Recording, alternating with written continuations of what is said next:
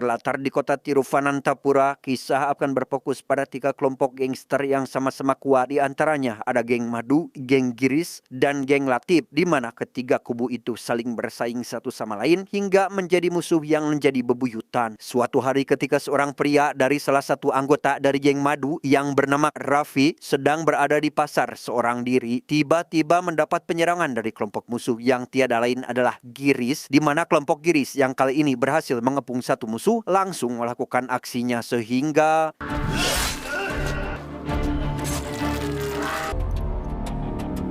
dengan kematian Raffi yang diketahui merupakan kakak dari seorang ketua gangster bernama Madu, ini orangnya dibuat sangat marah bahkan menyimpan dendam yang begitu besar. Dan bersamaan dengan itu, Giris tiba-tiba datang menghampiri Madu sambil menunjukkan cincin Raffi yang telah diambil darinya.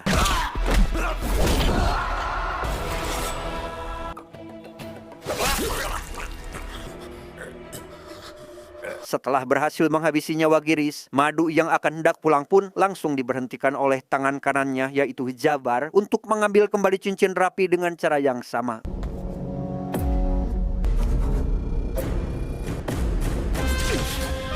Setelah kematian Giris, seorang pria berkepala pelontos yang bernama Cital mengambil alih kekuasaan ketuanya dengan tak segan-segan menyerang para warga yang sedang berbelanja di salah satu toko emas.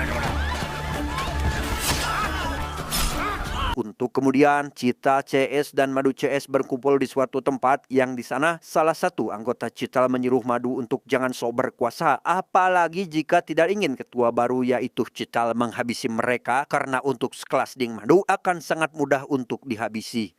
Dedek, champion Girisanalla Chataleni. നേരത്തെ പറഞ്ഞു നിന്റെ കോൺഫിഡൻസ് ഞാൻ കളയുന്നില്ല. Di saat Madu sedang memikirkan cara untuk bagaimana agar bisa membantai Cikal dengan metode yang sangat epik, secara kebetulan ia melihat seorang anak kecil yang bernama Arun yang begitu lihai dalam melempar bola hingga tepat sasaran, yang mana hal itu membuat Madu langsung tersirat sebuah ide brilian untuk melancarkan rencana berikutnya. Entah apa rencana yang akan Madu lakukan, namun untuk saat ini ia melihat Arun melemparkan bola tepat di kepala target dan sebagai upahnya Madu memberikan 2 bungkus daging siap makan kepada Arun.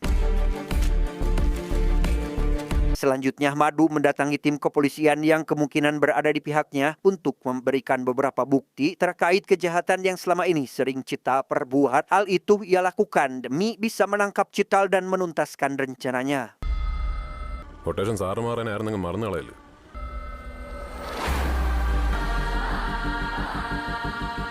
Setelah semua rencana tersusun dengan sempurna, tim kepolisian langsung menangkap Cita dan membawanya ke suatu tempat. Dan tepat ketika Cita sedang berjalan dengan salah satu polisi, tiba-tiba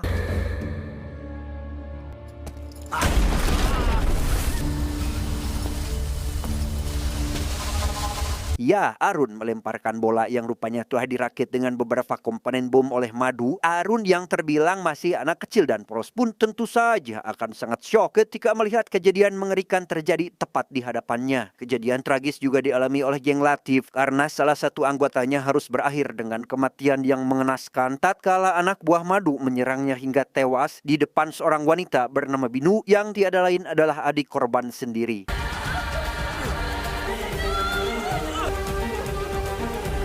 Sejak hari itu, bayangan mengerikan selalu terbayang di pikiran Binu hingga membuatnya sangat depresi berat, bahkan sampai dibawa ke rumah sakit jiwa untuk dilakukan pengobatan berharap bisa sembuh total dan kembali ke kehidupan seperti biasa. Tidak hanya itu, seorang wanita yang tiada lain adalah ibu dari salah satu anggota geng Latif yang sempat selamat mengalami sakit parah setelah putranya memutuskan untuk kabur keluar kota demi menghindari geng Madu, di mana saat ini si ibu dirawat oleh sang kakak yaitu Latif yang senantiasa mendampinginya, meskipun kali ini dirinya menyimpan banyak sekali dendam kepada Madu karena telah menghancurkan keluarganya.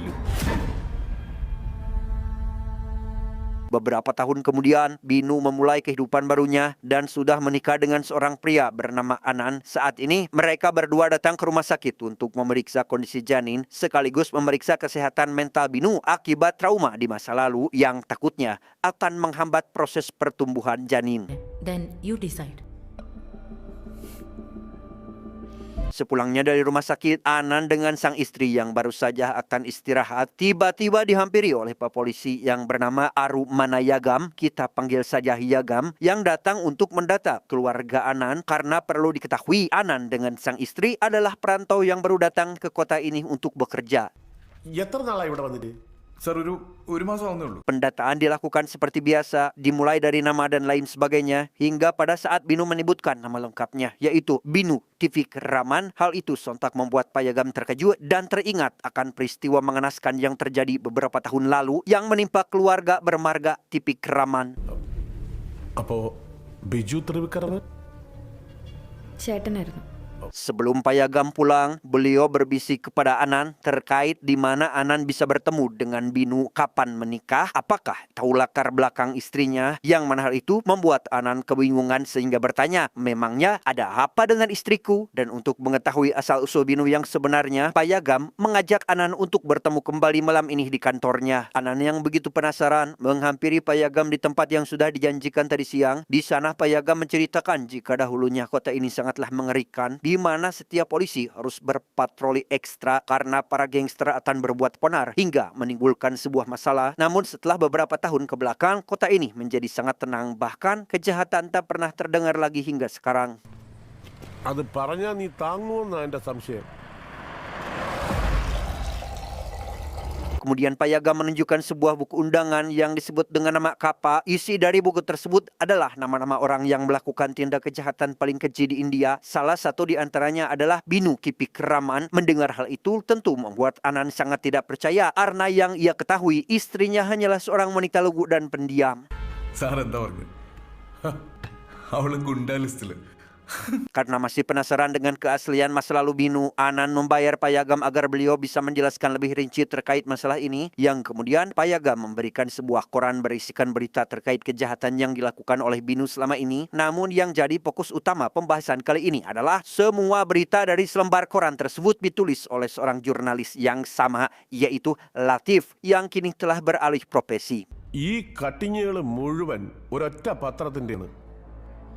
Capital crime എന്ന് പറഞ്ഞ ഒരു ലോക്കൽ പത്രത്തിന്റെ. Pak Yagam juga menjelaskan silsilah keluarga Latif yang mempunyai saudara perempuan dan memiliki putra bernama Nazir yang kini telah pergi keluar kota demi menghindari geng madu. Namun yang jadi pembahasan kali ini adalah Pak Yagam menyebutkan jika sebenarnya geng Latif itu tidak ada atau bisa dikatakan dengan geng hayalan, dan setiap berita yang ditulis oleh Latif tentang kejahatan Binu sengaja Latif lakukan agar memperkuat geng hayalannya yang siap kapan saja dibuat. Demi mengetahui alasan Latif melakukan tindakan kejahatan itu, Anan disuruh oleh Pak Yagam untuk menemui musuh Latif, yaitu Madu, yang dikenal kejam, licik, dan penuh tipu daya. കൊട്ട മധു. ഇതിലൊരു വഴിയുണ്ട്, ഞാൻ പറഞ്ഞുതരാം. Dengan bermodalkan informasi dari Pak Yagam, Anan datang ke kantor sipil berniat menemui seorang wanita yang tiada lain adalah istri Madu bernama Pramela, yang diduga mengetahui semua rahasia kelam dari Binu dan juga Madu yang selama ini telah ditutup rapat. Tapi setiganya di sana, ia sama sekali tidak bertemu dengan orang yang dituju karena beliau saat ini sedang mengambil cuti. എന്ന് വരും? ലീവ് കഴിയുമ്പോ വരും. ലീവ് എന്ന് കഴിയും? മാഡം വരുമ്പോ ലീവും കഴിയും. Di hari yang berbeda, Anan kembali datang ke kantor sipil dan kembali menanyakan keberadaan Pramela. Tapi bukannya bertemu dengan orang yang dimaksud, ia malah diajak oleh dua orang tadi kenal menuju ke salah satu tempat. പ്രശ്നമൊന്നുമില്ലടേ, വാ വാ വാടേ, ഞാൻ കാണിച്ചു പ്രമിള മേഡത്തെ നടക്കി വാടേ. Rupanya mereka berdua langsung membawa Anan ke hadapan Pramela. Anan yang segera memanfaatkan kesempatan itu pun menceritakan semua kejadian dari awal hingga akhir, dan Anan memohon kepada Pramela untuk tidak menyakiti Binu terlepas dari semua tuduhan yang menimpanya.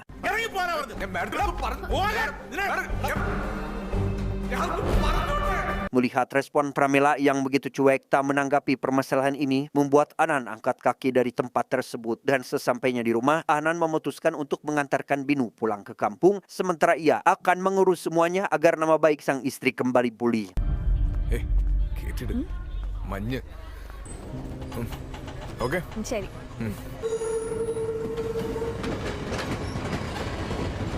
Selesai mengantarkan sang istri pulang, Anan dikejutkan dengan kehadiran Madu yang langsung menunjukkan foto Binu ke dalam kereta, yang mana hal itu tentu membuat Anan sangat khawatir akan keselamatan sang istri setelah mengetahui jika di sekeliling Binu dipenuhi anak buah Madu yang siap menyerang kapan saja. ഈ കണക്കിനാണെങ്കിൽ പാടാണ് ചേട്ടാ അവരോട് വണ്ടിയിൽ നിന്ന് ഇറങ്ങാൻ പറയട്ടാ പ്ലീസ് ചേട്ടാ. Sontak Anan memohon kepada Madu agar tidak melukai Binu. Mendengar hal tersebut, Madu akan menuruti keinginan Anan asalkan jangan mengganggu dan menemui Pramila lagi. ഇനി എന്റെ ഭാര്യയുടെ നിഴൽ വട്ടത്തെങ്ങാണ് നിന്നെ കണ്ട. Setelah permasalahan dengan Anan selesai, Madu lantas menghampiri Payagam yang kini sedang berolahraga di salah satu taman. Di sana Madu memberikan sebuah ancaman kepada Payagam yang membuatnya takut. Tidak hanya itu, Madu yang tahu jika Payagam telah dibayar oleh Anan lantas menyuruh beliau untuk menyelesaikan tugasnya, yaitu menghapus nama Binu dari daftar KPA agar semua permasalahan benar-benar tuntas. ഊരണ്ടെന്നൊക്കെ ഊരി കൊടുത്തിട്ട് രണ്ടിനെ എത്രയും പെട്ടെന്ന് തിരുവനന്തപുരത്ത് നിന്ന് പാഴ്സൽ അയക്കണം. Untuk kemudian, Madu datang ke pertambangan untuk menyelesaikan masalah dengan anak buahnya mengenai sengketa wilayah tambang, di mana kemudian salah satu anak buahnya membuat masalah dengan cara merusuh, bahkan mendorong tangan kanan Madu, yakni si Jabar, yang tentunya membuat emosi Madu tak terkendali lagi, sehingga inilah yang terjadi.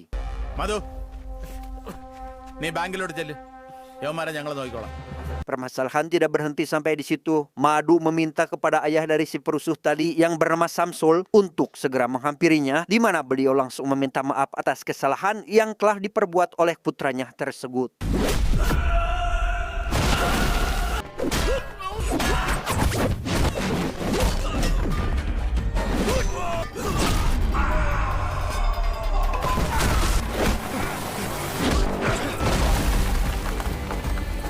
Ketika akan hendak pergi, Madu melihat Arun yang kini sudah tumbuh dewasa, namun akibat kejadian pelemparan bom di masa lalu, membuat kesehatan mentalnya memburuk hingga menjadikan Arun seperti sekarang, yang mana hal itu menyimpan banyak sekali rasa bersalah pada diri Madu karena dulu memanfaatkan anak kecil hanya demi melancarkan rencananya. Setibanya di rumah, Madu kembali meratapi rasa bersalahnya akibat perbuatan di masa lalu, di mana Pramila sebagai sang istri mencoba untuk menenangkan suaminya agar tidak terus larut dalam penyesalan yang tiada akhir. അതുകൊണ്ട് അണ്ണം പിടിച്ചു നിൽക്കണം. Sementara di tempat lain, Anan dan Payagam kini sedang duduk berdua sambil minum-minum, yang kemudian Payagam meminta kepada Anan untuk mengirimkan surat ke kantor inspektur esok pagi, dan untuk isi suratnya, ia yang akan membantu menuliskannya. അപ്പനാവാ കാത്തോളേ. Keesokan paginya, Anan menemui Pak Inspektur dan memberikan surat yang telah ditulis oleh Payagam semalam. Namun untuk menyelesaikan permasalahan dari isi surat tersebut, Anan diminta untuk menghadirkan Binu agar Pak Inspektur bisa menuntaskannya. Namun karena Anan tidak ingin istrinya mengetahui hal ini, ia malah berbohong dengan mengatakan beberapa hal yang membuat Pak Inspektur marah dan melemparkan kasus ini kepada seorang polisi bernama Prajit yang menyuruh beliau untuk segera menyelesaikan masalah tersebut. Sir ഇത് ഞാൻ നോക്കിക്കോളാം sir. Prajit sendiri yang sepertinya tahu akan Binu menyebutkan jika apabila ingin nama Binu dicoret dari daftar KPA, maka Madu yang selama ini menjadi racun bagi semua geng dan polisi harus dimusnahkan terlebih dahulu. Tidak hanya itu, Anan juga diminta untuk tidak terlibat dalam aksi yang nanti akan dilancarkan. ഇങ്ങോട്ട് ചോദ്യമൊന്നും വേണ്ട, പറയുന്ന കേട്ടാ മതി. എടാ പോവാനല്ലേ പറഞ്ഞത്. Anan yang sama sekali tidak mengetahui kejadian di masa lalu malah membocorkan rencana yang akan nanti dilancarkan oleh beberapa orang terhadap Madu tepat di hadapan Pramila, di mana si istri yang mendengar hal itu pun berusaha menghubungi suaminya yang kebetulan nomor tersebut tidak aktif.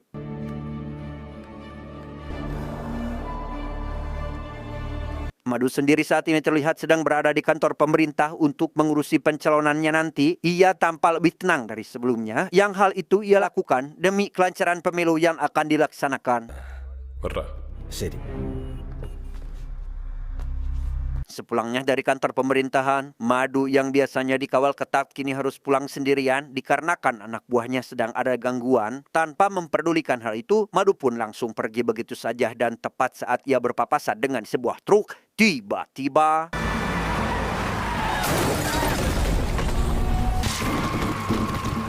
Ya, sekelompok penjahat mulai berdatangan dan saling bekerja sama untuk membunuh Madu, akan tetapi ilmu bela diri yang masih Madu kuasai membuatnya berhasil mengalahkan semua musuh seorang diri tanpa melukai tubuhnya sedikit pun.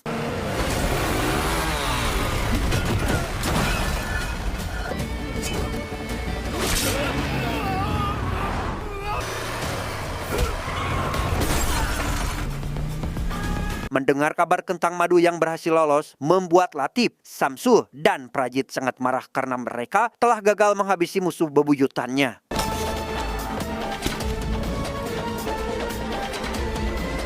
Setibanya di rumah, kepulangan Madu membuat sang istri sangat terharu sehingga ia segera memanggil Anan untuk sekedar mengucapkan terima kasih. Begitu juga Madu yang sangat berhutang budi meminta kepada Anan untuk segera meninggalkan kota ini dan hidup bahagia dengan istri tercintanya. എവിടെയെങ്കിലും പോയി നിന്റെ പെണ്ണും പിള്ളേട്ട് സുഖമായിട്ട് ജീവിക്കണം.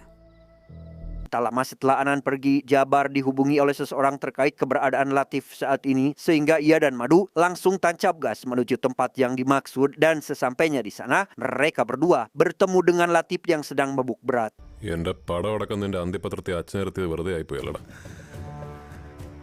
Dengan hadirnya Madu dan Jabar, Latif langsung menceritakan jika penyerangan tadi adalah perintahnya. Ia juga memberikan ancaman jika sebentar lagi akan ada yang mampu menghabisi geng Madu setelah sekian lama menunggu momen yang tepat. ഈ ലത്തീഫ് ജീവിച്ചിരിക്കുന്നിടത്തോളം കാലം നിന്റെ ആ പൂതി നടക്കില്ല. Di hari yang berbeda, Anan datang ke suatu tempat untuk bertemu dengan Latif yang tepat setelah Latif berada di hadapannya. Anan langsung belak-belakan terkait rasa tidak suka dirinya terhadap Latif karena telah menulis berita buruk tentang sang istri di koran yang nantinya akan memperparah rasa trauma Binu. Mendengar hal tersebut, Latif juga langsung menaikkan nada bicaranya dengan mengatakan bahwa jika Binu mengetahui Anan menjadi penyebab legalnya pembunuhan musuh, maka Binu akan sangat marah besar bahkan kemungkinan akan meninggalkan Anan. Binu ഇതറിഞ്ഞാലുണ്ടല്ലോ പിന്നെ അവള് നിന്റെ ലൈഫിലുണ്ടാവില്ല. Dirasa masalah kali ini cukuplah rumit, Anan memutuskan untuk resign dari tempat kerjanya. Hingga akhirnya Anan bisa lebih tenang setelah mengetahui nama Binu kini di buku kapas sudah dihapus. ദാ പുതിയ ലിസ്റ്റാ എടുത്തു വെച്ച് നോക്കാൻ നീ എന്റെ ഭാര്യയുടെ പേരുണ്ടാന്ന്. അയാൾ കുറച്ച് ദിവസമായിട്ട് ഇതിന്റെ പുറകെയാന്ന് എനിക്കറിയാം. അപ്പൊ ശരി സാറേ, എവിടെയെങ്കിലും വെച്ച് എപ്പോഴെങ്കിലും കാണാം.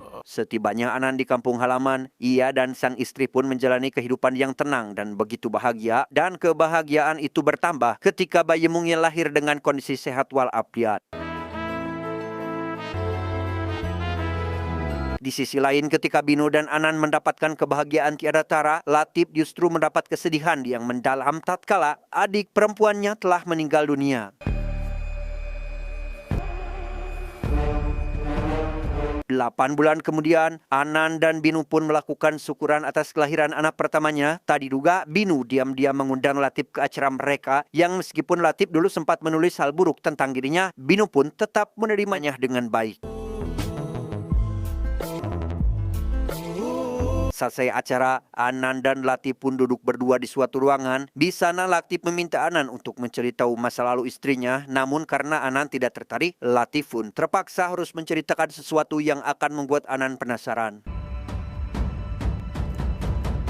Kejadian itu bermula tepat saat Ibu Nazir meninggal dunia, di mana Nazir yang ingin melihat jasad sang ibunda pun terpaksa tidak datang karena takut dengan geng Madu. Kasihan dengan Nazir, Latif yang mendengar hal itu pun bergegas meminta bantuan kepada polisi setempat untuk memberi pengertian kepada Madu agar jangan dahulu bertindak arogan demi menjaga namanya tetap baik di pemilu nanti. Maka Madu pun menuruti permintaan tersebut. സാറേ, എയർപോർട്ടിലോ പരിസരത്തോ ഞാനും എൻ്റെ പിള്ളേരും ഉണ്ടാവില്ല. വരട്ടെ. Mendengar hal itu, Nazir pun buru-buru terbang ke kampung halaman yang setibanya di bandara sudah ada tim kepolisian yang menunggu di sana. Alih-alih memberikan pengawalan, salah satu polisi pun mendapat telepon dari Madu yang mengancam akan melakukan penyerangan sehingga niat awal ingin melihat prosesi pemakaman sang ibunda. Nazir pun terpaksa harus terbang kembali ke tempat asalnya.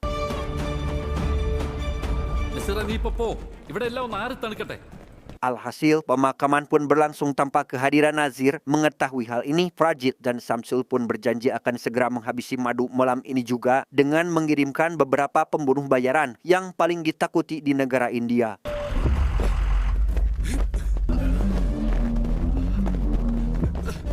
2 truk lebih pengangkut pembunuh bayaran pun dikerahkan di mana mereka mulai memasuki area rumah Madu. Namun hal itu dengan cepat disadari olehnya dan inilah yang terjadi.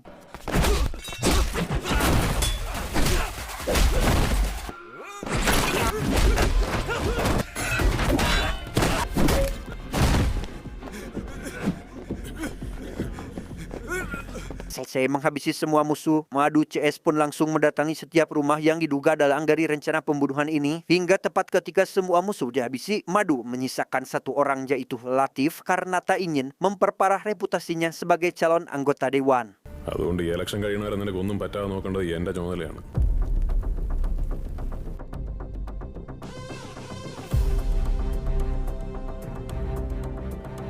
Itulah sedikit cerita kenapa Latif memaksa Anan untuk mengetahui permasalahannya. Ia meminta kepada Anan untuk membujuk atau memberi sebuah pendapat agar Madu tidak jadi mencalonkan dirinya sebagai dewan. Karena apabila hal itu sampai terjadi, maka kemungkinan besar Latif beserta orang-orang terdekatnya akan diusir dari kota kelahirannya itu. എനിക്ക് വേണ്ടി നീ അവനോടൊന്ന് സംസാരിക്കും. Dengan penuh keterpaksaan, Anan datang ke rumah Madu dan memberikan sedikit pernyataan hingga berhasil membuat Madu bersedia ikut dengannya. Yang kemudian dengan cepat Anan membawa Madu ke hadapan Latif.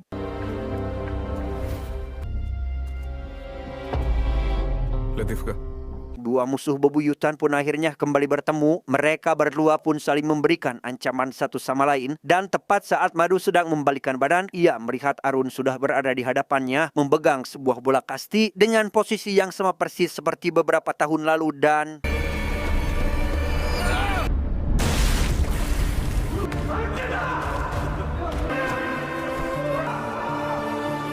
Setelah Madu tewas dengan cara yang mengenaskan, Anan pun langsung pergi dari sana. Namun dalam perjalanan, Anan yang merasa bersalah pun tiba-tiba menghentikan kendaraannya. Ia pun ingin kembali ke rumah Madu untuk meminta maaf kepada Pramela alias istrinya si Madu. Namun karena sudah kepalang kecewa, Pramela pun langsung mengusirnya pergi dari sana.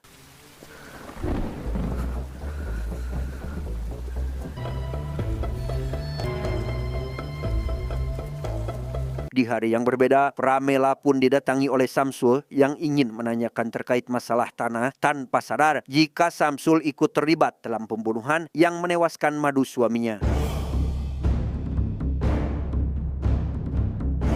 Sepulangnya dari tempat kerja, Pramela mendapati barang-barang terakhir milik mendiang suaminya. Namun dari keseluruhan barang yang ada, terdapat satu barang penting yang hilang, yaitu sebuah cincin warisan. ഇല്ല എല്ലാം ഇല്ല. Curiga jika cincinnya ada di tangan Binu, Pramela pun langsung menghubungi Anan untuk memastikannya. Pramela bahkan melakukan intimidasi dengan mengatakan, barang siapa memegang cincin milik suamiku, maka hidupnya tidak akan lama lagi. Mendengar hal itu, Binu sama sekali tidak takut, justru... നീ തിരുവനന്തപുരത്തിന് വന്ന് നോക്ക് തിരിച്ചു പോവില്ല ജീവനോടെ Belum tamat, ending yang sangat membinukan.